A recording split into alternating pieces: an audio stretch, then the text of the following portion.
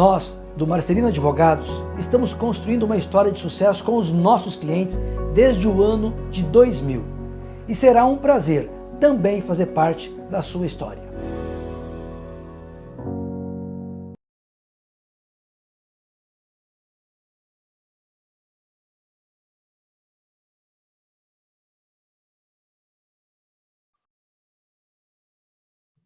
Bom dia a todos e a todas. Gostaria de cumprimentar a todos os integrantes dessa mesa, doutor Fernando Mombelli, doutora Fabiana, doutora Zabeta, doutor Alexandre, e a todos que nos assistem.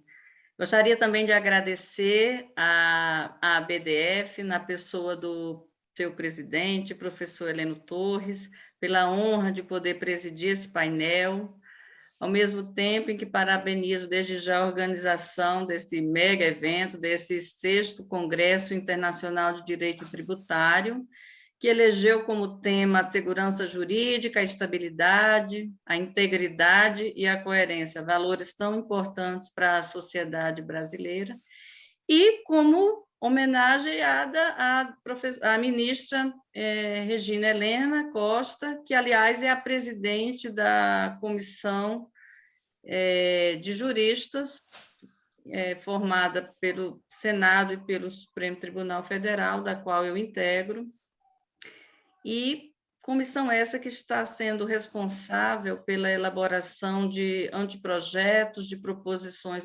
legislativas, para dinamizarem e modernizarem o processo administrativo e o processo judicial. Bem, eu fiquei muito feliz de presidir esse painel, porque considero que, em termos de políticas públicas,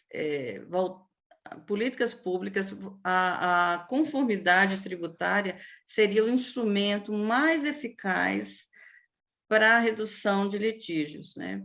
Podemos instituir mecanismos para melhorar a celeridade do processo, podemos criar meios alternativos para reduzir os litígios, mas o ideal mesmo é que nós consigamos evitar que os litígios aconteçam.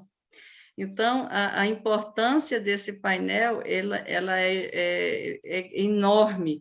O investimento que a administração tributária tem que fazer para recair no sentido de que ter um ambiente de negócios em que a segurança jurídica seja alcançada por meio de regras claras, incentivando uma relação de confiança mútua entre fisco e contribuintes e sociedade, é de suma importância. E o tema ganha ainda mais relevo quando conhecemos alguns números, como esse recente que o Tribunal de Contas divulgou no seu relatório sobre gestão tributária, em que ele constata que no período de 2012 a 2019, o crédito tributário que ingressou aos cofres públicos, ou seja, após o contencioso administrativo, após as autuações mantidas pelo CARF, esse crédito tributário é 5% do que é mantido pelo CARF. Então, isso já incluindo os programas de recuperação fiscal, o que mostra, mais uma vez, a necessidade de pensarmos na conformidade. Então, vamos ouvir o que os nossos painelistas têm a falar sobre o assunto. O painel foi montado, esse painel 15 foi montado da seguinte forma: o doutor Fernando Mombelli vai começar abordando o compliance tributário ante o elevado nível de complexidade da legislação brasileira. Depois, a doutora Fabiana Del Padre Tomé fará uma apresentação em torno da obtenção de informações no curso do procedimento de fiscalização. Na sequência, temos a doutora Zabeta Macarini falando sobre os programas da Receita Federal, Confia, e o cadastro fiscal positivo da Procuradoria, acredito que numa visão do contribuinte, além desse projeto da comissão, que é o projeto de reforma do processo administrativo e judicial, que certamente um projeto que será uma boa oportunidade para materializarmos algumas ideias em torno deste assunto. E, por fim, o doutor Alexandre Siciliano nos apresentará uma experiência, um pouco da experiência internacional, né, na palestra Elementos de Disclosure na relação fisco-contribuinte. Em paralelo, está sendo feita uma enquete para todos vocês que estão participando do evento, né, se manifestarem com 4 alternativas sobre os marcos temporais para a conformidade tributária no Brasil. E aqui eu encerro a minha abertura, passando a palavra, então, para o doutor Fernando Mombelli, que é subsecretário de Tributação e Contencioso da Receita Federal, graduado em Engenharia Química pela Administração de Empresas e Ciências Jurídicas e Sociais pela Universidade Federal do Rio Grande do Sul, pós-graduado em Direito Tributário e Direito Processual Tributário pela Universidade Federal do Rio Grande do Sul e Universidade de Brasília, e membro fundador da Fundação da Escola Superior de Direito Tributário. Mombelli, com a palavra. Muito bom dia a todos. Aproveito para iniciar cumprimentando a nossa presidente de mesa, Adriana Rego, e aos demais colegas participantes, a Fabiana, o Alexandre e a Zabeta, que fazem parte desse importante painel que trata da análise do compliance, né, frente à nossa legislação e seus diversos aspectos.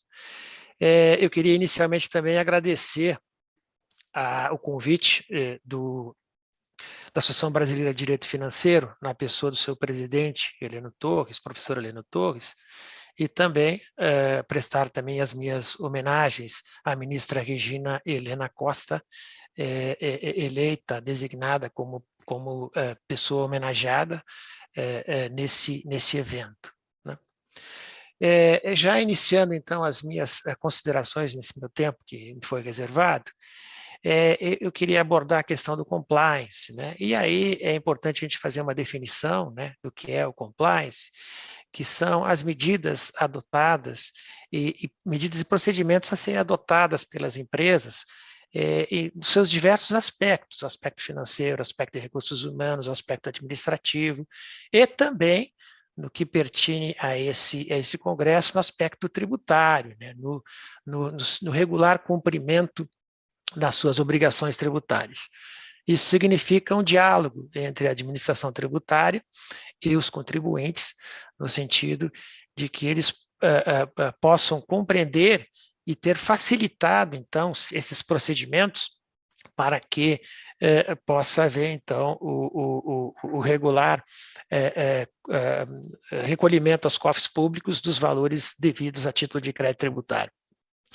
É importante dizer que na nossa doutrina, nosso Código Tributário Nacional, de há muito tempo, nós temos o regime do lançamento por homologação.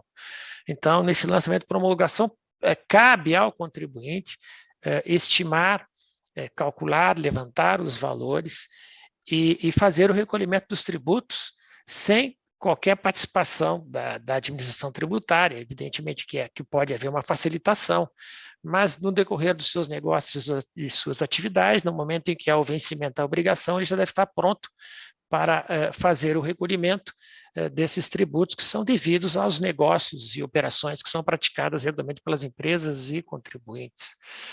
Para tanto, é necessário, é imprescindível que eles tenham conhecimento da obrigação tributária.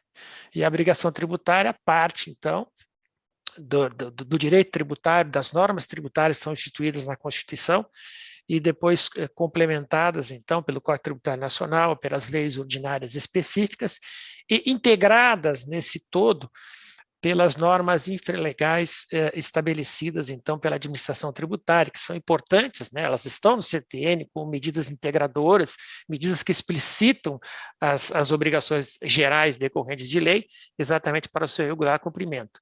Não só por parte dos contribuintes, mas por parte dos sujeitos passivos.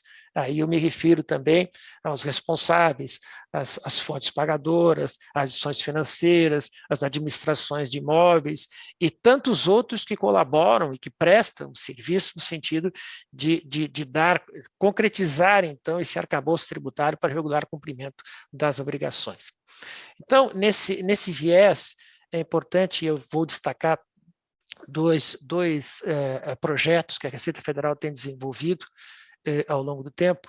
Um é a consolidação de normas tributárias, o chamado projeto Consolidação, que procura ter um viés, examinar o estoque de instituições normativas, exatamente esses atos infralegais que dão vigência a essas leis, concretude a essas leis, né, dão o entendimento explicitado nesse rito administrativo por parte dos contribuintes e dos operadores no direito tributário.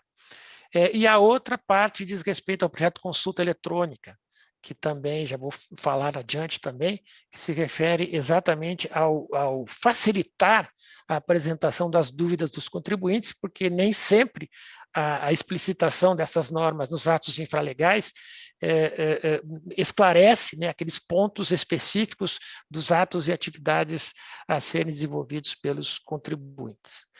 Dizendo que a complexidade no âmbito do direito tributário ela é inerente à própria natureza jurídica desse tipo de situação, tendo em vista que nem sempre o simples, ou seja, o simples no sentido de ter uma legislação única, padrão uniforme, pode capturar todos os atos decorrentes da vida negocial, da atividade das pessoas, no sentido de distribuir a carga tributária e o sacrifício que as pessoas têm em recolher aos cofres públicos.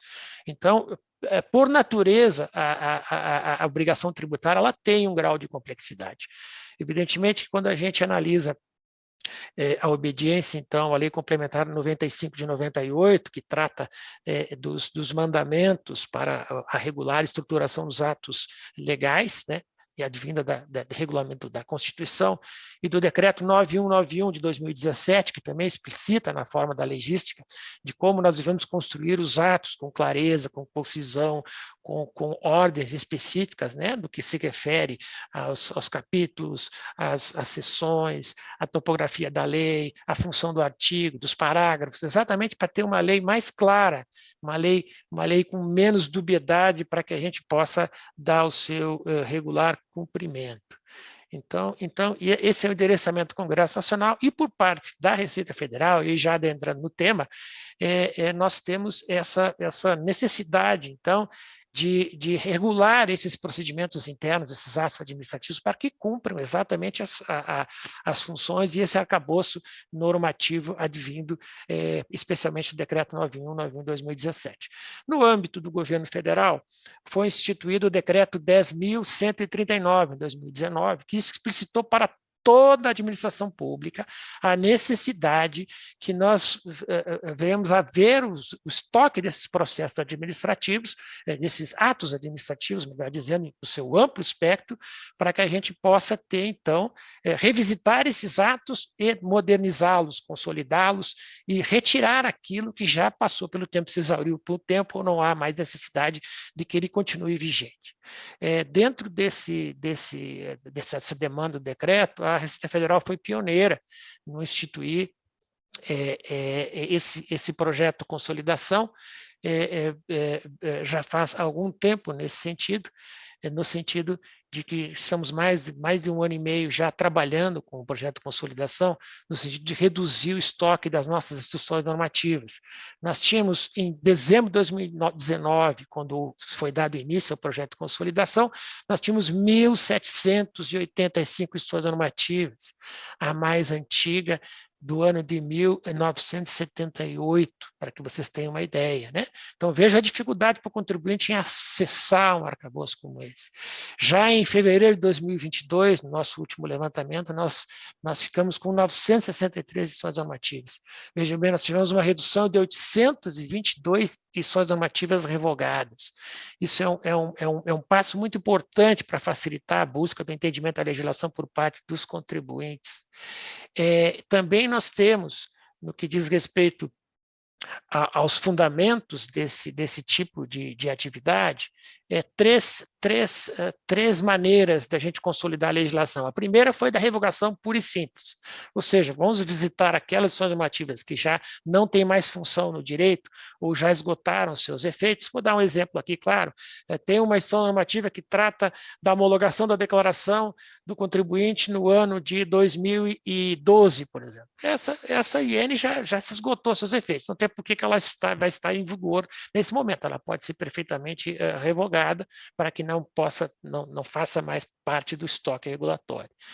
Um outro aspecto diz respeito, então, à consolidação por agrupamento de matéria.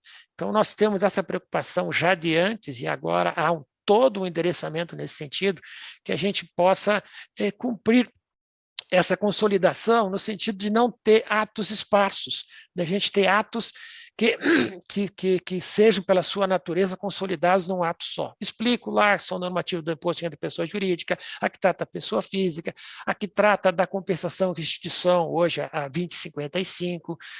Então, todas essas normativas, quando são consolidadas, elas facilitam a busca e o entendimento por parte do contribuinte. E a terceira fase, junto com o projeto de consolidação, é a atualização das normas.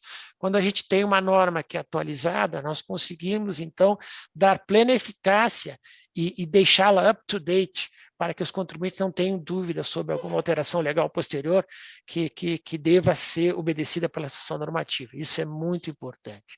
Então, a função disso que nós temos hoje diz respeito a assegurar a segurança jurídica por parte dos aplicadores no direito tributário, em que essa norma é compreendida e conhecida pelo aplicador. Isso é muito importante, porque daí devem o regular compliance ou não. Nós vamos facilitar ao máximo o compliance.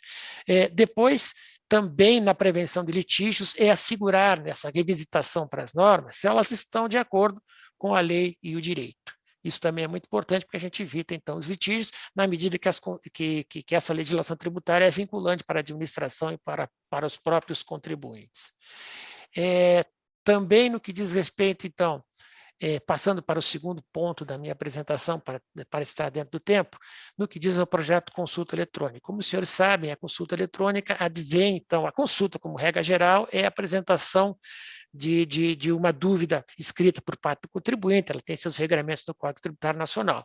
Então, pensando nisso, nós estabelecemos, então, o projeto da consulta eletrônica, que está em vigor a partir do ano de 2022, em que se estabelece a regra da consulta pela internet, e serviço totalmente digital, sem precisar colocar documentos, e assegura a integridade e a autenticidade de quem está apresentando a consulta lá pelo cadastramento no eGov ou pelo próprio certificado digital, facilitando, então, que as pessoas tenham esse tipo de acesso, né? Facilidade de consultar, no primeiro ponto, depois celeridade processual, porque você já tem numa plataforma só esses processos, evita uma miríade, né, de procuras aí pelo processo eletrônico, né? Segurança jurídica, né, na medida em que nós podemos colocar passos e requisitos na solução de consulta para evitar que os contribuintes caiam na questão da declaração de ineficácia. Ele quer fazer uma procura e, evidentemente, por algum vício formal, ele acaba não conseguindo contemplar isso, no que diz respeito a verificar, então, por exemplo, quando ele deixa de situar a legislação que é como de referência, que é a busca da sua fonte da sua dúvida ou sua interpretação. E aí tudo isso gera, então, conformidade nacional, né, conformidade tributária, né? Depois nós temos, então, uma equipe nacional, nós passamos da questão da jurisdição do processo para uma jurisdição nacional coordenada pela coordenação de tributação, no sentido de que todas as consultas no processo entram em uma plataforma já de conhecimento da tributação para análise prévia e encaminhamento para uma análise inicial por parte dos órgãos regionais de tributação, as DISITs. Depois nós temos a intimação eletrônica num ponto só, concentrada numa região só que trata dessa intimação eletrônica, evitando que a gente perca esses prazos e tenha dificuldade, então, nessa comunicação em relação aos contribuintes. Outra questão também é acesso ao sistema de normas, em que o sistema de normas é o sistema que dá publicidade, então, tanto aos atos administrativos consolidados, como também ao ter o teor das consultas, que sejam facilitadas, então, a análise e interpretação jurídica, fundamento jurídico pelo qual a administração tributária se pronunciou sobre essa dúvida apresentada pelo contribuinte. E numa evolução posterior, ainda esse ano, provavelmente, nós vamos ter o e-requerimentos, que aí sim vai ter um requerimento já todo padronizado, já com campos automáticos para preenchimento por parte do contribuinte, em que efetivamente nós vamos assegurar que ele consiga, da melhor forma, apresentar as suas dúvidas de acordo com a legislação que envolve a solução de consulta, tanto no que se refere à interpretação da legislação tributária, que é a sua normativa 2057, como no que se refere também à classificação fiscal de mercadorias, que é a sua normativa 2058, de modo que a gente tenha, então, facilitação no sentido do compliance do contribuinte, primeiro pela apresentação da consulta, depois pela resolução da dúvida que foi apresentada, e aí facilitando para o contribuinte cumprir regularmente as suas obrigações tributárias. Eram essas, basicamente, as minhas primeiras manifestações. Se houver algum tipo de pergunta, estou aqui à disposição e devolvo a palavra para a nossa presente mesa, por gentileza. Obrigado. Muito obrigada, doutor Mumbelli, inclusive pela pontualidade no seu tempo. Muito importante, né, conhecermos o que a Receita Federal tem feito e todo esse empenho para reduzir a complexidade tributária naquilo que lhe é possível fazer, né, doutor Mumbelli? Exato. Muito importante. E tudo em prol da conformidade, com certeza. Bom, passemos então a palavra à doutora Fabiana. Doutora Fabiana é mestre e doutora em Direito Tributário pela PUC de São Paulo, professora nos cursos de especialização e mestrado da PUC de São Paulo e do IBET, e fundadora do curso Você Tributarista, além de advogada. Doutora Fabiana, com a palavra, por favor. Muito obrigada, doutora Adriana. Bom dia a todos. Inicialmente, quero agradecer pelo convite e cumprimentar a organização deste congresso excepcional, com tantos temas, tantas palestras simultâneas. Sabemos que não é fácil organizar algo desse porte. Cumprimentar meus queridos amigos, colegas de mesa, a todos os presentes. E nós vamos tecer aqui alguns comentários nesse contexto da relação entre o fisco e o contribuinte no século XXI, né, a temática macro da mesa, a respeito do procedimento, da obtenção de documentos no âmbito do procedimento de fiscalização. Mas, antes de entrar propriamente em alguns detalhes a respeito dessa temática, algo que é recorrente, que no momento que nós vivemos, acredito que seja importante pontuar, é exatamente este foco na tentativa dessa redução das complexidades. O doutor Fernando Mumbelli já comentou a respeito de providências que vêm sendo adotadas neste sentido, e que esse excesso, essa complexidade, isso é prejudicial, tanto para em relação ao fisco, como em relação ao contribuinte, como ao sistema tributário como um todo, né? Nós vivenciamos um excesso de deveres instrumentais, apesar da informatização, que já teríamos aí mecanismos para objetivar, para procurar simplificar, já que esses documentos digitais acabam tendo uma comunicação em relação a isso, né? E que essas medidas realmente precisam ser adotadas, né, no contexto do que se vem propondo numa modernização. Inclusive, a comissão presidida pela nossa querida homenageada, ministra Regina Helena Costa, se volta para essa modernização do processo tributário, e essa modernização não deve partir somente do trâmite já instaurada, a discussão ou a lide administrativa ou judicial, mas deve começar antes. Deve começar no parâmetro de deveres instrumentais, ali, das obrigações acessórias que precisam ser cumpridas, a forma de comunicação entre elas, uma simplificação nessa gestão, nessa comunicação entre essas medidas e o próprio procedimento fiscalizatório, né? Então, é algo bastante salutar nesse sentido, e é algo importante também que caminhem lado a lado, né, a Receita Federal, estadual e municipal também, além dos contribuintes, além dos julgadores, ou seja, que nós tenhamos um foco comum. Por que isso? Porque, particularmente, eu não vejo que a mera alteração legislativa não muda o sistema, que a gente precisa realmente mudar mentalidades, né? Só falar em vamos fazer reforma tributária, modifica a legislação. Não é modificando só a legislação, claro que precisamos de mudanças, né? Nós temos realmente coisas que merecem ser modificadas, mas só alterar a legislação não altera, não reduz a litigiosidade. Por quê? Porque quando você tem uma vontade, né, ou uma mentalidade interpretativa, aquilo vai continuar gerando conflitos e conflitos e conflitos. Vide quando nós temos aí decisões do STF que teriam sido pronunciadas para solucionar um conflito em repercussão geral, e em vez de solucionar aquele conflito por causa de algo, né, isso gera mais conflito ainda, no âmbito das discussões a respeito dessas temáticas, porque vem os desdobramentos, vem as teses filhotes, vem uma pincelada do fundamento do voto do ministro ali, que traz outras interpretações. Então, uma sistemática organizacional é importante muito mais do que soluções pontuais, né? E por isso eu vejo com muito bons olhos esse projeto de modernização em que participam coletivamente todas as esferas envolvidas pela tributação, porque somente desse modo nós podemos ter uma expectativa de ter algo efetivamente novo, algo que efetivamente mude aí nesse âmbito.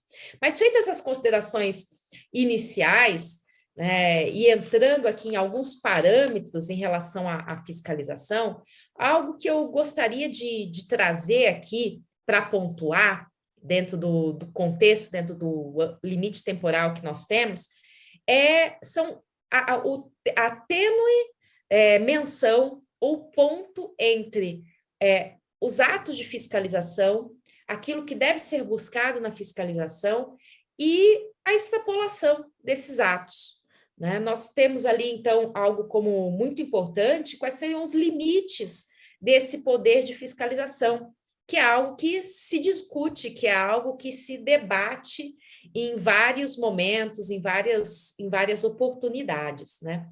E uma necessidade também de que sempre nós tenhamos ali uma segurança e uma transparência. Embora já haja um conceito, né, um entendimento jurisprudencial fixado de que no âmbito do procedimento de fiscalização não é um momento para contraditório, não é um momento de ampla defesa, porque você ainda não tem a acusação ali propriamente dita. É um momento de coleta de elementos, de identificação desses elementos para verificar, ou pelo menos deve ser assim, para verificar se foram cumpridas ou se não foram cumpridas as obrigações por um determinado contribuinte, por um determinado responsável tributário. Mas, apesar de não ser ainda o momento de termos um contraditório e uma ampla defesa, quanto mais transparente, quanto mais objetivo for esse procedimento fiscalizatório, melhor será para o deslinde da situação, seja para o fisco, seja para o contribuinte. Né? Por quê? Porque quando você tem uma transparência de qual é o período fiscalizado, qual é o objeto da fiscalização, quais são os documentos solicitados, para que motivo, né? Ou seja, essa fiscalização e essa coleta de dados, essa coleta de elementos, ela não é aleatória, ela tem um motivo, tem algo que se busca verificar. E, inclusive, quando se pedem ali complementos, né, começa-se pedindo determinados documentos e, a partir deles, buscam-se novos documentos. Né? Para que isso? E esses elementos, esses dados são importantes desde o âmbito que se trabalha a própria questão do ato administrativo como sendo um ato administrativo motivado, até mesmo para que seja dado um resultado frutífero essa fiscalização. Porque como eu estou falando aqui, até de um contexto coletivo, né, de um contexto de que atinjam bons objetivos essa fiscalização, de nada adianta chegar ao termo final da fiscalização e lavrar-se uma autuação fiscal que fosse descabida, Então, quando o contribuinte realmente sabe qual o caminho que está sendo traçado, qual é o objetivo daquela fiscalização, é dada essa oportunidade ali naquele contexto, até de prestar esses esclarecimentos, de serem trazidos documentos ou elementos que talvez nem tivessem sido solicitados pela autoridade administrativa, mas que o contribuinte, como é ele que conhece o que aconteceu na operação, como é ele que conhece quais foram os motivos pelos quais ele praticou o ato A ou o ato B, e assim por diante, lhe dá esse contexto, lhe dá essa oportunidade de trazer esses dados, evitando a autuação fiscal,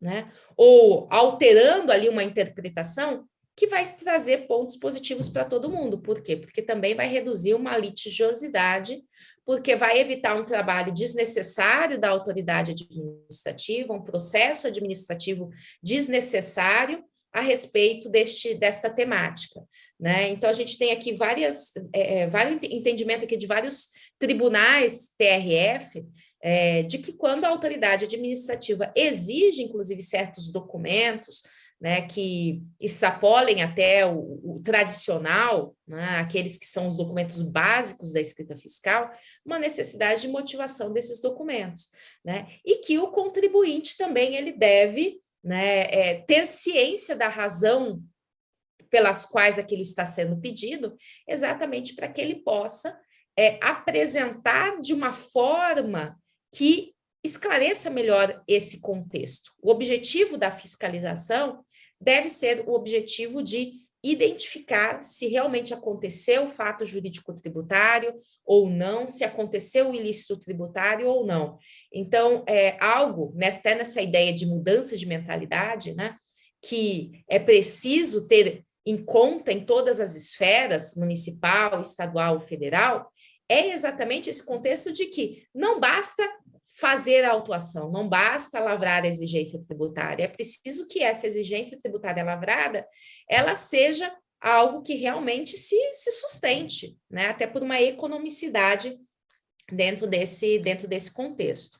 E um outro ponto que eu gostaria de abordar aqui diz respeito também à coleta de informações que é angariada pelo Código Tributário Nacional e por vários convênios firmados entre os entes públicos, que há uma troca, né, chamada prova emprestada, né, troca de informações entre os entes da administração pública, o que é perfeitamente lícito, perfeitamente admissível, observados, claro, os procedimentos legais escritos para tanto.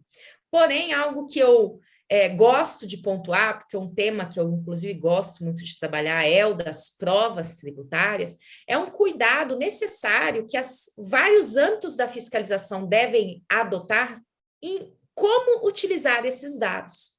Por quê? Porque muitas vezes nós temos um dado da Receita Federal que acaba sendo comunicado para a Receita Estadual. Só que a Receita Federal, o que ela identificou ali? Ela identificou omissão de renda, omissão de receitas, de rendimentos. E a hipótese de incidência dos tributos estaduais, por exemplo, acaba sendo outra, que é a circulação de mercadorias, por exemplo. Então, é necessário que não seja, né, para ter uma construção válida e uma fiscalização, que esses dados sejam utilizados como indiciários, como indicativos para um início de fiscalização. Por quê? Porque os fatos jurídicos tributários são distintos.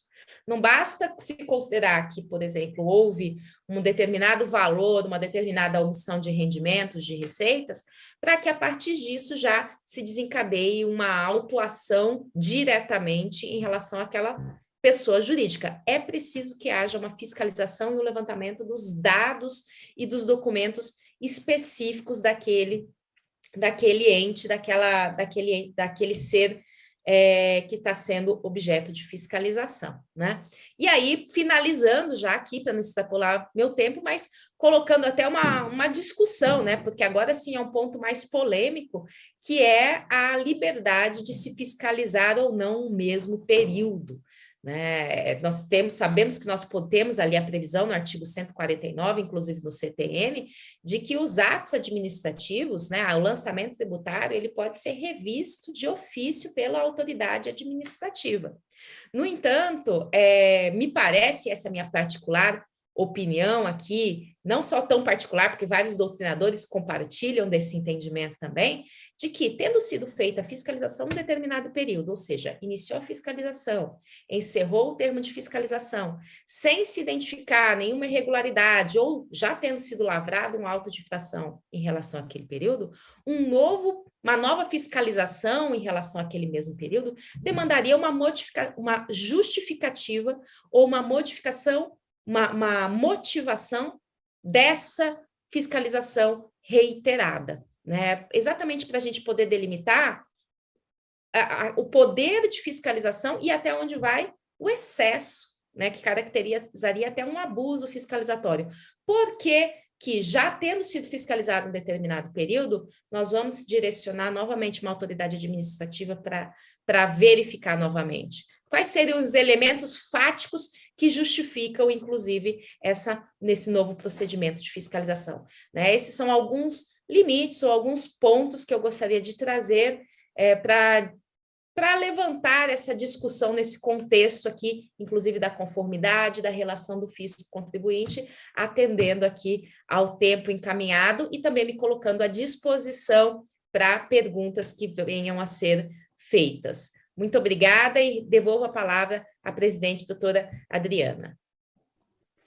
Eu que agradeço, doutora Fabiana, muito importante as suas reflexões, né, que não basta alterar a legislação, tem que ter uma mudança do sistema como um todo, achei muito interessante, como também as suas sugestões para que se evite a autuação, né, tudo numa relação de transparência mútua.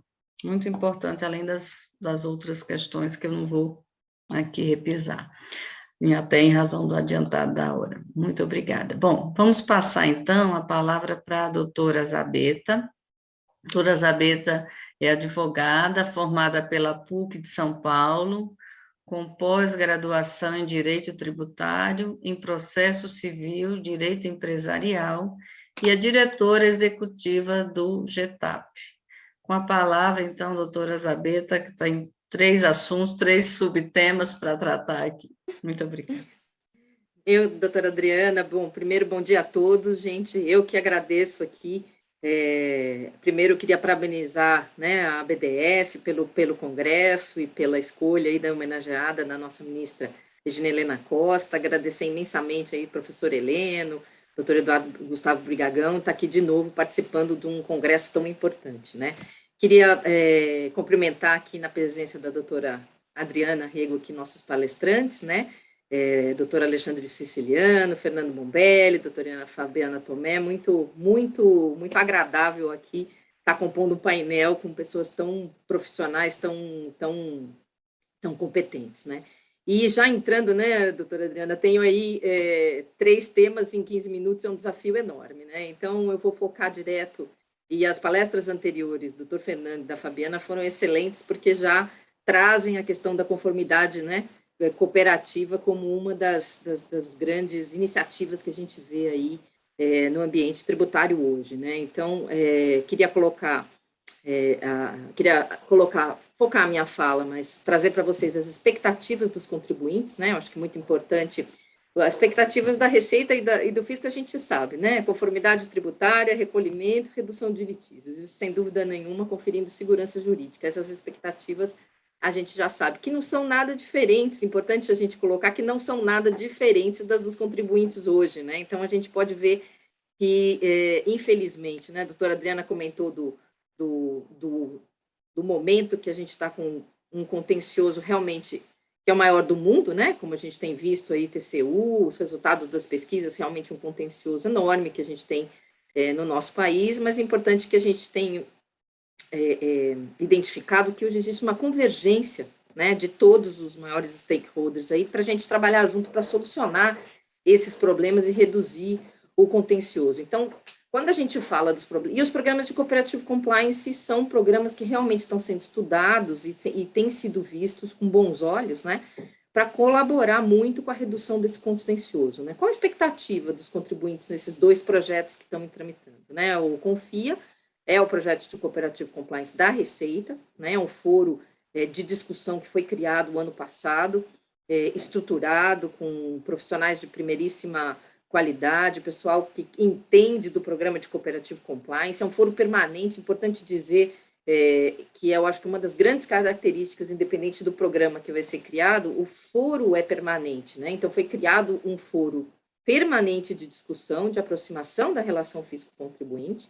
Ele tem 2 anos de início e depois ele tem mais 2 anos de renovação. E isso por quê, né? Porque a gente sabe que mudar relacionamento nesses programas de Cooperative Compliance, qual que é a grande, vamos dizer assim, qual que é o grande objetivo, né? Mudar a relação. Agora, mudar a relação não é uma coisa rápida, não é uma coisa simples e nem é fácil de implementar, né? Exige esforço dos 2 lados, emprego de custos e de mudança de cultura. Então, é importante que esses foros de discussão, eles sejam perenes. A gente não vai conseguir resolver tudo num programa de Cooperative Compliance que é criado pela primeira vez. Esses programas são programas que vão gerando melhorias no relacionamento e na mudança da cultura pouco a pouco, né? A gente vê as experiências dos programas, né? Tivemos a oportunidade de estudar e de receber, né? De ver palestras, recebemos o Fisco da Espanha, trocamos ideias com empresas que já usam Cooperative Compliance lá fora, depoimentos de como funciona. Esses são projetos que você tem ao longo dos anos, né? E conforme você vai implementando e criando esse foro e esses programas, você vai melhorando a relação, porque ela é viva, né? Ela vai se alterando ao longo do processo. Então, o que a gente pode reduzir? Assim, qual a expectativa numa primeira mão dos contribuintes? Nada diferente do fisco. Segurança jurídica, redução de contencioso, redução do custo de compliance, isso para os 2 lados, né? Dos dois projetos em si. Aumentar a satisfação dos contribuintes no atendimento do fisco, porque se você cria um foro neutro, estruturado de relacionamento, onde você tem uma aproximação entre o fisco e os contribuintes, necessariamente aumenta a satisfação, né? Hoje, uma questão, principalmente para as grandes empresas, é complexa a operação dela, é complexa a parte tributária, é muito importante que eles tenham uma atenção e um atendimento compatível com a complexidade das suas operações, né? Não é nenhuma priorização e etc. É a necessidade de receber essa aproximação com o fisco pela complexidade das suas operações, né? E fortalecer também a reputação de mercado, porque uma vez que a gente esteja aí trabalhando num foro mais neutro, você aumenta, reduz o contencioso e melhora aí a reputação do Brasil também, para atração de investimentos e etc. Então, como é que você, qual que é a grande expectativa, né? Como é que você faz essa mudança, né? É a mudança de cultura mesmo. Fabiana colocou muito bem, doutor Mombelli também. Como é que a gente aproxima o fisco contribuinte, como a gente se organiza nesses foros para, estando mais próximos, obter uma conformidade, resolver todos os problemas que sejam facilmente mais próximos para resolver, que a própria proximidade resolva, e que a gente deixa aí, né, doutora Adriana, para o CARF e para o Judiciário, as questões que são, de fato, mais controvertidas, em que você precisa decisões mais de legalidade, constitucionalidade, uma dúvida mais complexa em si, mas se pode resolver muito do contencioso. Na fala do Fernando Mombelli, não vou desperdiçar, aproximando autorregularização, né, doutor Fernando? Autorregularização, melhorias dos processos de consulta, sem dúvida nenhuma. Achei sensacional essa consulta eletrônica online, né? Aqui no âmbito do Confia, uma das contrapartidas que estão sendo discutidas é fazer uma consulta até um pouco mais ampla, doutor Fernando, no sentido de que o contribuinte possa trazer as operações mais complexas mesmo. Essa acho que não dá para fazer online, precisa sentar, precisa explicar, a Receita Federal precisa entender a operação, para que você não tenha uma autuação pela falta de compreensão de uma atividade mais complexa, né? Os impactos tributários são complexos. Então, se você tiver uma consulta, um processo de consulta ampliado, onde você possa discutir com a Receita, né, num foro estruturado, esta é a minha operação, esses são os meus impactos, e obter ou um ok, a sua operação, nós temos a visão de que a tributação é assim, assado, ou, que é o que a gente diz, né, discordar, concordando, discordando, né? olha, ok, essa operação eu não entendo, mas pelo menos eu vou te autuar, mas vocês não vai ter multa nesse sentido. Então, esse é o grande objetivo também dos programas de conformidade, né? Como discutir os impactos sem as multas, né? Esse é um grande goal aqui que se pretende e que se tem, né, nos programas de cooperative compliance lá fora, né? Tirar a cultura da multa, né? Nós temos uma cultura de litígio de multa muito agressiva no Brasil, né? Então, ao aproximar essa relação, criar esse foro e você permitir que é o contribuinte que discute, né, que traz seus pontos, que debate, não ter a penalidade correspondente quando não se chega num denominador comum da interpretação da incidência, também é um desafio grande, mas é um dos grandes objetivos aqui, né, doutor Fernando, para que você possa atrair o contribuinte e fazer desse foro realmente um foro de redução de contencioso e de conformidade, né?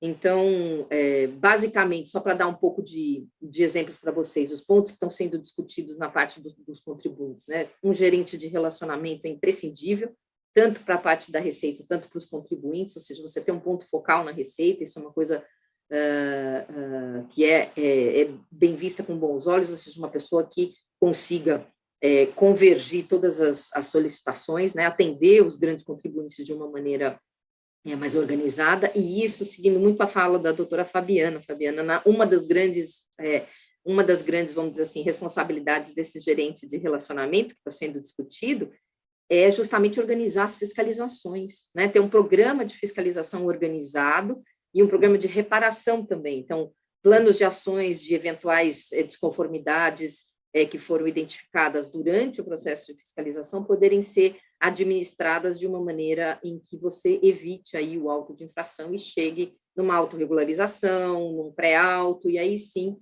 utilize todos esses meios alternativos, né, de solução, não é alternativos, agora a palavra correta são os meios adequados de solução de litígios, que é justamente transação, né, mediação, até depois do próprio auto, você possa aí reduzir o contencioso, né? Então, aumentar a segurança jurídica, mudar a cultura da autuação fiscal para aproximar a relação fisco-contribuinte, e os grandes contribuintes, porque o grande contribuinte só uma parte aqui, antes de eu seguir, né? Porque nos programas de cooperative compliance no mundo todo, são os grandes contribuintes mesmo que fazem parte desses programas, porque eles têm as operações mais complexas, então, eles demandam aí um atendimento do fisco um pouco mais focado no negócio, para entender mais as operações, porque as operações são complexas, basicamente é isso, né? Então, esse gerente de relacionamento, a modificação do processo de consulta, ampliação dele para dar mais segurança jurídica, né? Processos de simplificação que hoje gera muito contencioso, que a gente diz CND, compensação e etc., você pode, dentro do programa do Confia, está melhorando aí o relacionamento. Sem dúvida nenhuma, a contrapartida é conformidade, transparência por lado do contribuinte, a Receita Federal entender melhor o negócio, e a ideia é a relação do ganha-ganha, né? Então, basicamente, esses são os pontos principais do Confia em si. Já passando para o cadastro positivo, já o cadastro positivo é perante a Procuradoria da Fazenda Nacional, e aí a gente está dentro do processo já do contencioso judicial, né?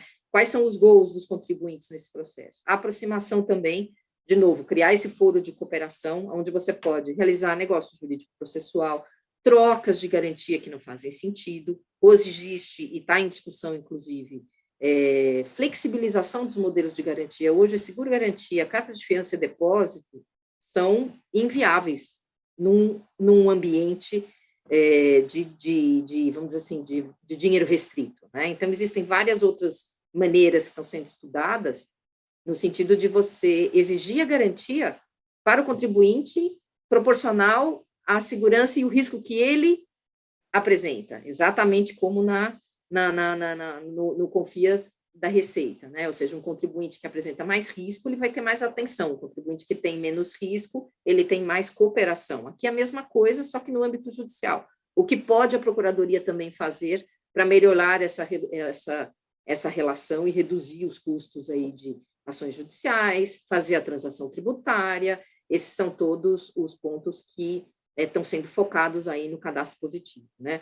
Estamos aguardando aí a publicação da legislação, né, da instituição normativa, o cadastro positivo já está já foi veiculado por lei, e aguardamos aí a publicação da portaria, né? E por último, que está faltando meus últimos 5 minutos aqui, é falar dessa iniciativa. A doutora Adriana participa da iniciativa muito importante que está no Congresso Nacional. A presidente aí da iniciativa no Congresso é a Regina Helena Costa, de rever, justamente, fazer uma modernização de todo o procedimento, né? O PAF, a LEF, procedimentos judiciais, para criar e adaptar a legislação que a gente tem hoje a toda essa necessidade que a gente vê conversando com todos vocês, né? Como implementar de forma, como trazer já, né, para o nosso CTN, ou para nossas legislações, a autorregularização, dar poder para a Receita Federal fazer transação, fazer um código de procedimentos, né, que dê toda a estrutura jurídica para que você possa criar esse foro de relacionamento em que as partes possam sentar, estar estruturadas e permitidas de acordo com a lei, né? Isso é muito importante, que todos esses fóruns sejam criados por lei, para que você tenha realmente um ambiente seguro para aproximar a relação físico-contribuinte, né? No final, finalmente, aqui, minha última fala vamos esperar que essas iniciativas, elas sejam frutíferas, né? A gente não sabe ainda a implementação e etc., mas acho que são medidas importantes aí para contribuir com a redução aí do contencioso, dar mais segurança jurídica e transparência na relação. Mas é isso, queria agradecer de novo e passo a palavra aqui de novo para a doutora Adriana, para a nossa última palestra, doutora Alexandre. Muito obrigada, doutora Zabeta, conseguiu ser bem sintética, né? Com tantos temas importantes, porque realmente o Confia é um foro que veio para ficar, um programa que veio para ficar.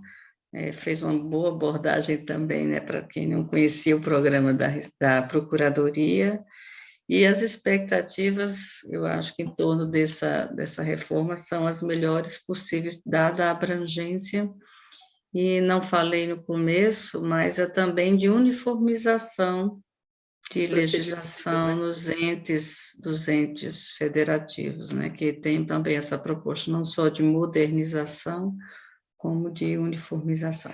Bom, mas vamos então passar a palavra para o nosso último painelista, nosso último palestrante, doutor Alexandre. Doutor Alexandre é advogado e ele é LM em Tributação Internacional pela Universidade de Leiden. Doutor Alexandre, então, vai nos terminar brilhantando o nosso painel com a experiência internacional. Com a palavra, doutor Alexandre. Obrigado, doutora Adriana, é um prazer estar aqui com vocês. Bom dia a quem está nos ouvindo, meus companheiros de painel. Queria agradecer à BDF, especialmente a quem me fez o convite, que é a Ana Carolina Monguiló, que me assoprou uma sugestão para abordar nesse painel, na minha fala nesse painel. Eu vou falar, conforme o título, um pouco da experiência internacional, mas eu gostaria de focar a experiência internacional em um instituto que existe em outros países e já há previsão de que ele venha a existir também no Brasil.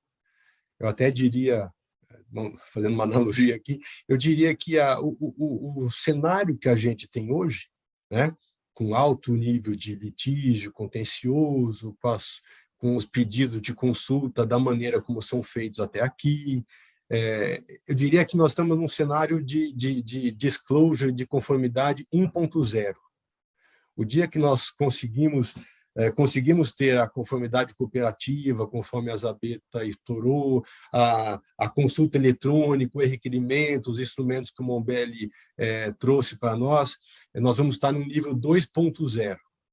E o que eu vou dizer para vocês, talvez seja um nível de conformidade 3.0, que já acontece em outros países, como eu falei, que são os acordos antecipados de preços, né, que existem no âmbito dos preços de transferência. É um assunto que está muito em voga aqui no Brasil, porque acho que, como boa parte de vocês sabem, nós estamos aí às vésperas de uma alteração substantiva na legislação brasileira de preço de transferência, que pretende se amoldar aos guidelines da OCDE. Inclusive, esse tema ele vai ser objeto de um painel específico nesse congresso, se não me engano, amanhã. Então, o acordo antecipado de preços, que nós chamamos de APA, são Advanced Pricing Arrangements, o que consiste? Né? O contribuinte ele vai voluntariamente à administração tributária, procurando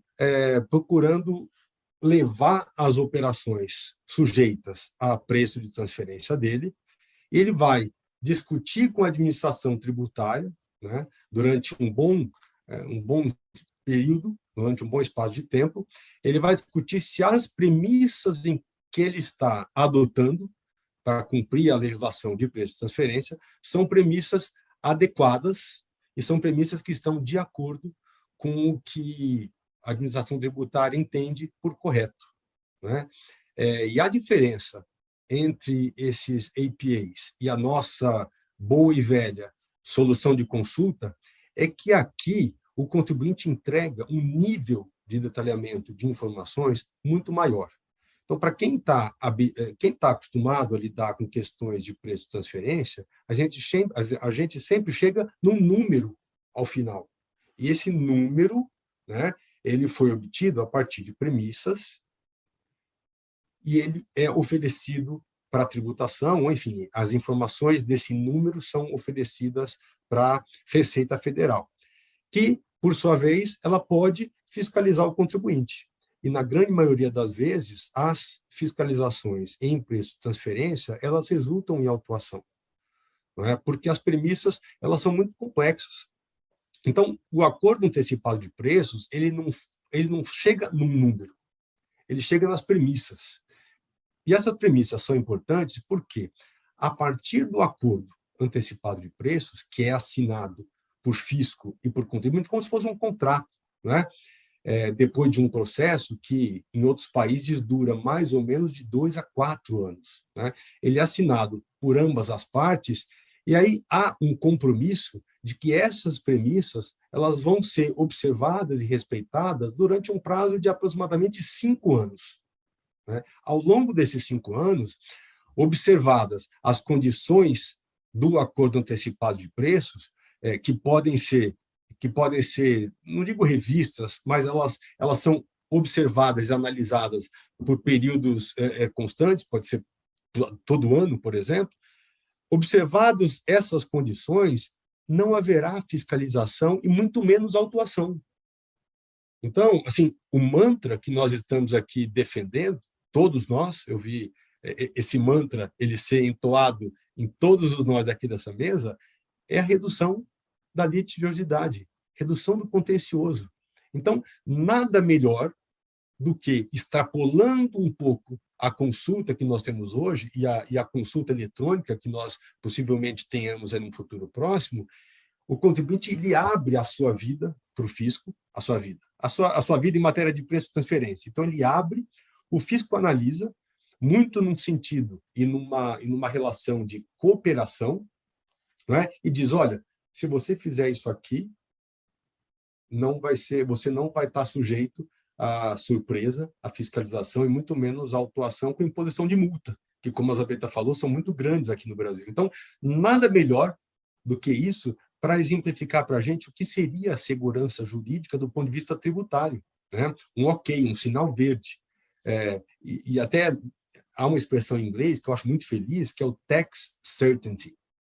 Tax certainty, segurança jurídica tributária, que não é necessariamente o contribuinte saber quanto vai pagar, ele saber que ele está fazendo as coisas corretamente, né? E a Zabeta, que trabalha em um grupo com grandes empresas, eu tenho certeza que boa parte dos contribuintes, eles não querem pagar menos, óbvio que todo mundo quer pagar menos, até a gente, pessoa física, querem pagar menos, mas principalmente eles querem fazer as coisas corretamente e não estar sujeitos a surpresas, né? Muitas vezes as empresas, as surpresas, elas geram provisões. As empresas brasileiras que pertencem a grupos multinacionais, elas têm que explicar o porquê elas estão fazendo alguma coisa que está diferente da interpretação da autoridade tributária, né? Então, uma coisa, antes dessa conversa, eu procurei falar com alguns amigos meus que trabalham na Europa, nos Estados Unidos, eu procurei e perguntei aí, como está funcionando os APAs aí, qual a sensação geral, né?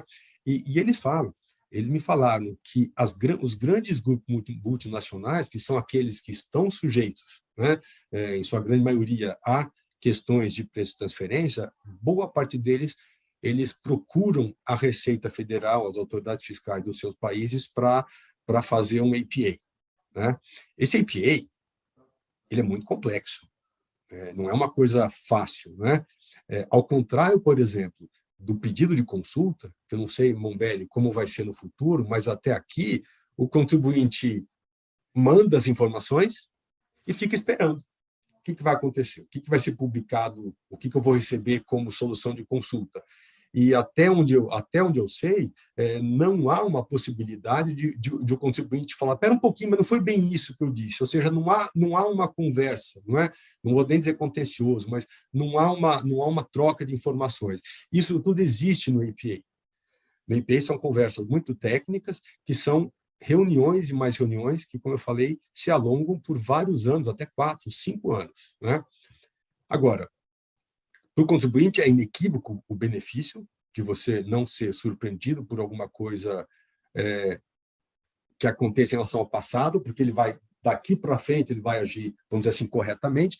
Agora, para o fisco também é interessante, porque o fisco ele tem acesso a informações muito valiosas, não só daquele contribuinte, mas do mercado. Então, para o fisco, eu diria até mais, para o governo, né, é muito interessante ter acesso a essas informações para direcionar a política tributária, né? Muitas vezes eu vejo que a Receita tem aqui no Brasil, tem uma vasta gama de dados que são obtidos através das declarações, e muitas vezes esses dados, ainda que sejam bastante amplos, eles não traduzem, né, as dificuldades daquele contribuinte, as peculiaridades do setor em que eles atuam. Então, tudo isso é obtido através de um processo de APA, e há, inclusive, um benefício assinalado para outros contribuintes, porque outros contribuintes que não fazem parte do APA, eles podem se beneficiar da eventual mudança da legislação, o direcionamento da legislação, né? Então, eu acho que é inequívoco que há benefício para todos aqui. Até fazendo um breve relato sobre solução de consulta, muitos contribuintes, eu sou advogado, eu sei disso, eles têm aquela dúvida, mas ele tem medo de fazer a pergunta, porque eles sabem que pode vir uma resposta que não está de acordo com o que eles entendem correto. E aí ele tem que seguir o que foi dito na solução de consulta. Então, no APA, tem um sentido de cooperação, né? E esse sentido de cooperação, eu acho que ele é mais notado, porque eu diria que a cereja do bolo dos APAs são os APAs bilaterais, né, em que o contribuinte vai perguntar para o seu fisco o que está certo, o que ele entende correto. Agora, como o preço de transferência ele sempre exige uma operação cross-border com outro país, no APA bilateral, eu pergunto para o meu fisco se está correto, e o fisco do meu país pergunta para o fisco do outro país, da entidade que vai ou exportar ou importar, e ele também concorda em relação ao preço, ou em relação às premissas, né? Então, você vê que toda a relação transnacional, cross-border, desse grupo multinacional, elas estão de acordo com os dois fiscos. Isso, inclusive, reduz uma questão que é super importante para os grupos multinacionais, que é a bitributação. Então, resolve questões de bitributação, porque todos os fiscos estão de acordo. E eu diria para vocês que a grande maioria dos contribuintes sujeitos à APA, que estão seguindo o APA, eles não fazem ajuste. Por quê? Ajuste de preço de transferência. Por quê? Porque a precificação deles ela foi feita em conformidade com a regra. Então, isso é realmente sensacional. É uma pena que hoje exista preconizado pela OCDE só para preço de transferência, mas eu imagino que as empresas e o fisco, com a criatividade que nós conhecemos, eles possam eventualmente prever esse mecanismo de entendimento prospectivo para o futuro para outras questões que não preço de transferência. E para não me furtar a questão de outros países, com exemplo de outros países, eu trago, por exemplo, o exemplo dos Estados Unidos, que eles têm isso, os APAs 30 anos, começou em 91 lá, e eu diria que hoje, eu até tenho, são informações oficiais que eu obtive a partir de um relatório do IRS americano sobre o assunto, eles têm 150 técnicos da Receita devotados a trabalhar com EPAs. E aí o Fernando Mombelli pode ficar surpreso. Puxa vida, 150? Como que eu vou alocar um quadro de 150 para lidar só com esse assunto, Mombelli? Eu não sei como seria, eventualmente, aqui no Brasil, mas em muitos países, Estados Unidos, Europa, Japão, vários países, isso é cobrado. Há uma taxa, porque você vai mobilizar um quadro de especialistas do fisco durante 2 a 4 anos, isso custa recurso, né? Então, nos Estados Unidos, os APAs, eles custam, em média, $100 mil, né? Em outros países da Europa, alguns nada é cobrado, mas, por exemplo, na Alemanha, eles custam por volta de 25 mil euros. Então, não necessariamente isso vai cobrir o custo das autoridades fiscais, mas eu acho que isso talvez permita que empresas sérias, com dúvidas sérias ou com questões sérias de prestação de diferença, elas possam ir até a Receita, né? Então, isso é cobrado. Não sei, mais uma vez, não sei como isso seria feito aqui no Brasil, mas essa possibilidade existe. E eu queria trazer também, eu falei que na Europa, em todos os países da OCDE, membros da OCDE, isso existe, tá? Alguns países, Itália, Holanda e Áustria, eles são muito ativos na celebração de APAs. Eu tenho aqui alguns números interessantes, quer dizer, em média, nos Estados Unidos, por exemplo, eles resolvem 100 APAs por ano. Só para a gente lembrar, 100 por ano. Se eles valem por volta de 5 anos, né, então ele está evitando, talvez, 500 fiscalizações. 500 fiscalizações em grandes contribuintes, numa conta de padaria aqui, né? Então, eu acho que realmente esse instrumento, que, mais uma vez, está presente nas conversas com o fisco sobre a nova legislação de imposto de transferência, eu acho que esse mecanismo ele pode ser muito interessante. Feita só uma ressalva de que, por exemplo, no Peru, eu fiquei sabendo que existia EPA no Peru e falei com uma amiga minha do Peru, que trabalha com preço de transferência. Ela falou assim, Alexandre, aqui no Peru existe desde 2004. Só que nunca um APA foi feito, né? Então, assim, fica aqui o alerta de que a gente tem que fazer uma coisa, e o Brasil ele é especialista em adaptar questões internacionais para a nossa realidade, né? Preço de transferência é uma delas, que foi adaptado, agora vai ser modificado, mas eu acho que a gente tem que ter o cuidado de não dizer que vamos adotar o EPA e importar o que está lá, o que existe pronto no âmbito da OCDE, né? Vamos tornar isso factível e fazer com que esse instrumento efetivamente possa reduzir contencioso no Brasil. Então, acho que essas são as minhas palavras. Adriano, estou à disposição para novos debates aí. Muito obrigado.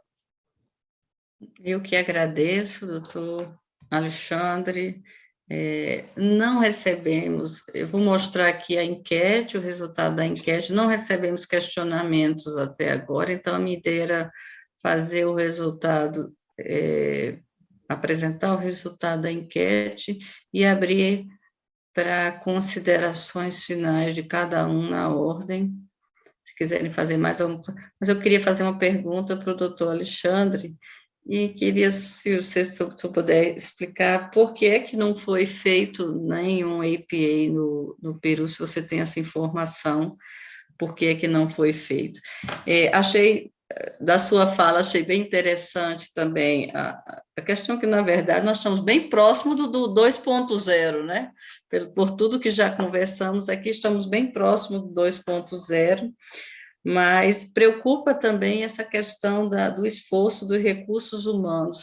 Espero que cheguemos num ponto em que os recursos humanos saiam do contencioso para ir para um estágio anterior de autorregularização de energia, para a energia da máquina administrativa tributária caminhe para um momento anterior. Mas me chamou a atenção que nos Estados Unidos foram 100 no ano, com 150 técnicos. Pois é. Doutora Adriana, no Peru eu não tenho a informação. Essa profissional que conversou comigo, ela falou que os contribuintes têm muito medo lá, dada o nível a natureza da relação que eles têm com o fisco, que não é o que acontece aqui no Brasil, talvez no mesmo grau, e lá eles têm medo de abrir a vida deles para o fisco. Então, nas palavras dela, essa é uma das razões. Eu lembraria uma outra situação parecida que está acontecendo agora no Brasil, o procedimento amigável. Em inglês a gente usa a sigla de MAP, né? Que já está regulamentado, que está nos tratados brasileiros desde a década de 70 e já está regulamentado através de uma instrução normativa cujo número eu não me recordo agora, mas os contribuintes também não fazem. Eu não sei se é por medo, né? Mas eu diria que o procedimento amigável, ainda que esteja regulamentado, ele ainda precisa, talvez, de um pouco mais de traquejo da Receita Federal e dos contribuintes para que ele se torne efetivo. Em relação a esse número dos Estados Unidos, que realmente me impressionou bastante também, Adriana, eu queria lembrar que nos Estados Unidos, no fisco americano, no IRS americano, é muito comum a presença de técnicos que vieram do setor privado. Eu não sei como é feita o provimento dos cargos lá, mas eu diria que trabalhar no fisco americano é como um emprego normal aqui no Brasil de um técnico que vai trabalhar numa Big Four, um escritório de advocacia. Então, é bastante comum que haja no fisco americano pessoas que ficam talvez 2, 3, 4 anos, porque é um emprego, talvez bem remunerado, não sei, né? Mas ele é visto como um emprego que atrai pessoas que passam por lá durante pouco tempo, né? Alguma coisa talvez parecida, e eu me arrisco a fazer essa comparação, sem ter fundamentos profundos, com o que a gente vê no Banco Central. No Banco Central tem muita gente que veio da iniciativa privada, que fica um tempo, depois sai, não é? Então, eu diria que talvez essa pujança no setor de APAs nos Estados Unidos, esse número impressionante de funcionários, talvez haja aí uma questão do provimento desses cargos lá. Entendi. Bom, pessoal, eu vou projetar aqui o resultado da enquete primeiro. Estão vendo? Só 12 pessoas responderam. A pergunta era quais os marcos temporais para a conformidade tributária no Brasil. O azul seria que a conformidade deve ocorrer antes do procedimento de fiscalização. O B, conformidade deve ocorrer antes da autuação fiscal. A C, ocorrer durante o prazo, deve ser o prazo de impugnação. E o último seria que inexiste prazo para a conformidade tributária, ou seja, sempre é momento de se fazer conformidade tributária, ainda que estejamos falando até do contencioso judicial, já na fase de execução. E predominou, então, 2 momentos, né?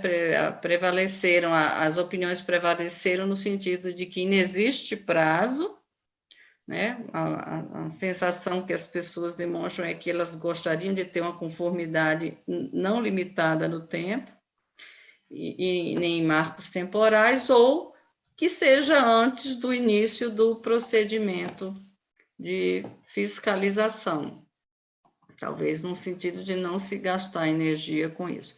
Bom, vou passar então a palavra para as considerações finais na ordem com que se falou. Então, primeiro ao doutor Fernando Mombelli para as suas considerações finais.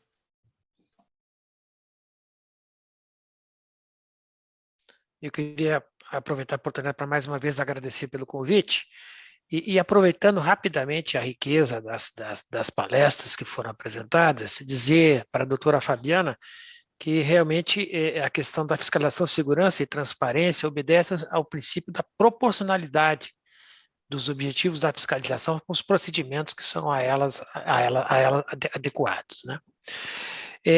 Com respeito à Zabeta, dizer que, além do processo Confia, não foi oportunidade de dizer, nós estamos também no projeto Receita Brasil, a transação tributária, aproveitando para dizer que foi aprovada na Câmara dos Deputados ontem a conversão por parte da Câmara dos Deputados, da MP do FIES, que introduziu a possibilidade da transação tributária também no âmbito da Receita Federal, não só para os processos de pequeno valor, tá? Aquelas que se referem aos contribuintes que têm dificuldades no pagamento dos tributos. Uma importante inovação que foi apresentada, tá? Questão do operador econômico autorizado na área aduaneira, dos procedimentos, também é outra importante inovação que procura privilegiar aqueles contribuintes que têm regularidade nas suas operações de comércio exterior, tá? Uma operação de acordo entre países, tá?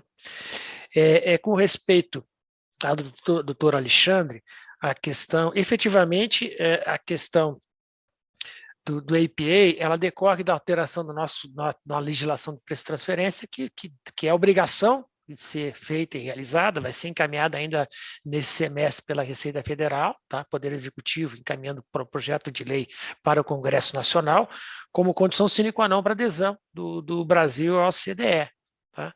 E dizendo também que a questão do MEP é regulada pela sua normativa 1846/2018. Tá? Existem sim processos, alguns processos, poucos, mas existem processos de MEP apresentados pelos contribuintes na Receita Federal. Tá?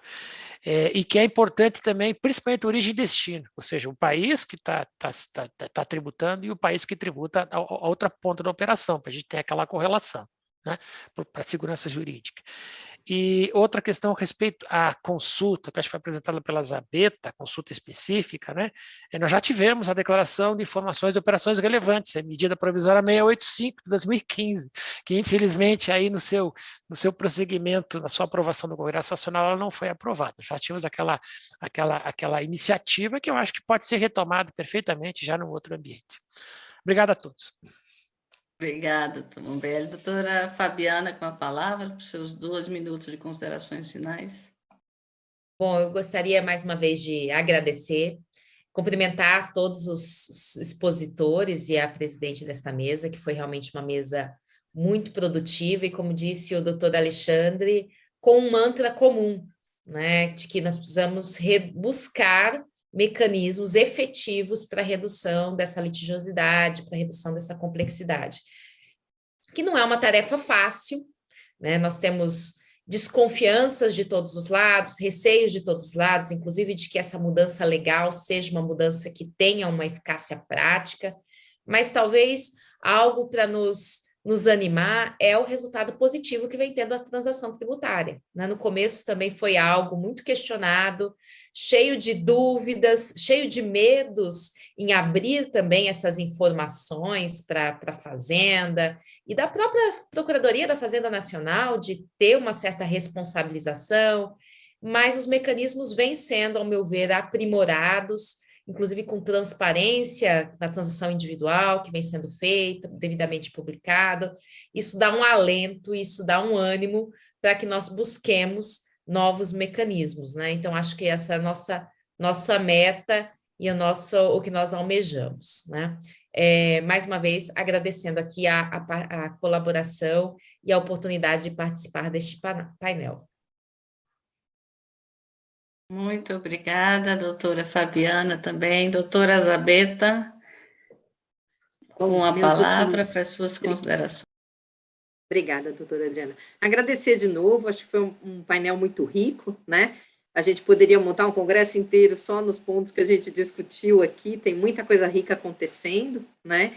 Mas ressaltar que acho que se a gente conseguir evoluir em todos esses temas, a conformidade vai aumentar, o contencioso vai reduzir, e não vamos ser ingênuos de achar que vai acabar o contencioso no Brasil. Quando tiver uma reforma tributária, aí a gente sabe que esse ano talvez seja difícil, mas com tanta coisa que está represada aí para entrar, seja o Mombelli falou do transfer pricing que está entrando, depois a reforma da tributação sobre o consumo, tem a reforma da tributação de dividendos, novos conceitos vão surgir.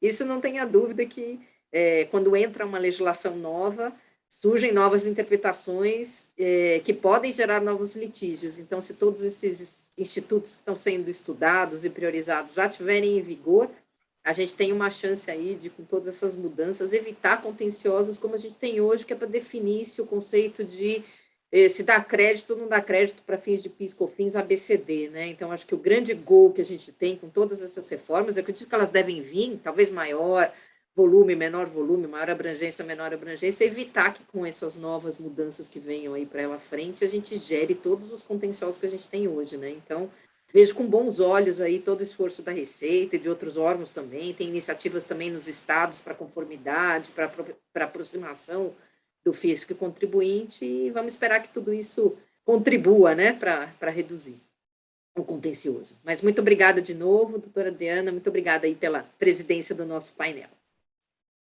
Eu que agradeço, doutora Zabeta.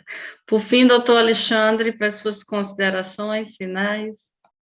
Eu gostaria de agradecer a todos, parabenizar pelas palestras, e confesso que fico muito feliz de ter ouvido aqui, ao longo das falas da Zabeta, da Adriana, na introdução, da Fabiana, do Mombelli, tudo que está por vir, né? Então, acho que tem várias coisas boas acontecendo. Fico feliz de ver o Mombelli ter explicado vários instrumentos de consolidação, várias coisas que vão acontecer, que eu tenho certeza que vão melhorar o nosso ambiente de negócios aqui no Brasil. E eu gostaria de fazer, se possível, Adriana, uma breve complementação aqui à minha apresentação, que os APAs bilaterais, que, como eu falei, são a cereja do bolo, né, em que os países conversam, e mesmo os MAPs, que existem hoje pedidos, que o Mombelli falou que são poucos, mas existem aqui no Brasil, eles dependem de uma coisa fundamental. Eles só acontecem quando há acordo de bitributação entre os países. Então, não há como acontecer um MAP fora do âmbito de acordo de bitributação, né? Então, eu diria que eu acho que uma outra frente que nós temos que nos empenhar na celebração de novos acordos, né? Então, a gente vem aí de um passado muito recente em que 3 novos acordos foram celebrados. O mais importante dele talvez seja com a Suíça, que vão entrar em vigor, que vão produzir efeitos ano que vem. Então, eu diria que a gente tem aí parceiros, e talvez o mais expressivo deles seja os Estados Unidos, com quem nós não temos acordo de bitributação, e todo esse momento 3.0 a que eu me referi, eles, para acontecerem, eles têm que ter acordo. Então, eu diria que essa é uma outra frente muito importante, mas eu tenho certeza que a nossa rede de acordos vai aumentar, tenho certeza. Nós estamos tendo um nível de internacionalização da administração tributária sensacional, como há muito tempo a gente não via esse empenho, e eu tenho certeza que a nossa rede de acordos também vai aumentar. Muito obrigado. Muito obrigada, doutor Alexandre. Muito obrigada a todos pelas brilhantes palestras. Eu acredito que, espero que quem nos assistiu tenha ficado satisfeito. Eu fiquei muito satisfeita, gostei muito do resultado final do nosso enfoque. Queria agradecer também à BDF, parabenizar realmente pela escolha do tema, pela escolha desses palestrantes maravilhosos, que foi muito bom, foi muito rico. Muito obrigada a todos, então, encerramos por aqui, dentro do tempo, considerando o tempo que nós começamos dentro do tempo. Muito obrigada. Até logo. Obrigada. Até logo. Tchau, tchau. Até logo.